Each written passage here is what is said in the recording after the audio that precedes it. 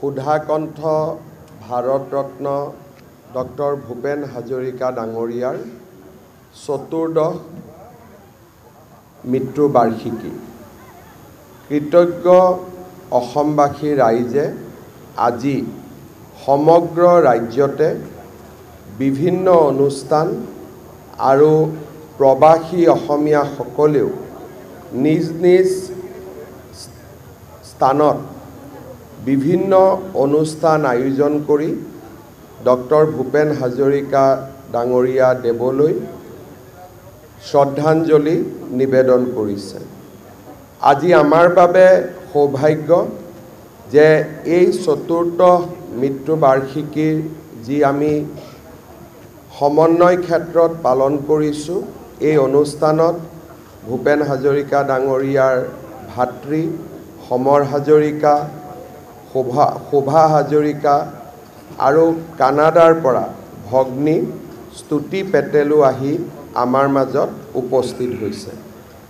আজি আমাৰ ৰাজ্যৰ ৩৫খন জিলা আৰু ২৭খন সমজিলাত ডক্টৰ ভূপেন হাজৰিকা ডাঙৰীয়াক শ্ৰদ্ধাঞ্জলি জনাবলৈ আমি এক বিশেষ অনুষ্ঠানৰ আয়োজন কৰিছোঁ। আজি আমাৰ প্ৰতিখন জিলা সদৰত ৫,০০০তকৈও অধিক ছাত্ৰ ছাত্ৰী, যুৱক যুৱতী আৰু ৰাইজ সমবেত হৈ মানৱ শৃংখল তৈয়াৰ কৰি ডক্টৰ ভূপেন হাজৰিকা ডাঙৰীয়াৰ অমৰ গীত মানুহে মানুহৰ বাবে পৰিৱেশন কৰিব। অৰ্থাৎ আজিৰ দিনটোত প্ৰায় ২ লাখৰো অধিক শিল্পী, কলা কুশলী আৰু ৰাইজে অসমৰ বিভিন্ন স্থানত বৰাক, ব্ৰহ্মপুত্ৰ, পাহাৰীয়া জিলা তিনিওখন সকলোতে মানুহে মানুহৰ বাবে গীতটি মানৱ শৃংখলৰ জৰিয়তে পৰিৱেশন কৰিব।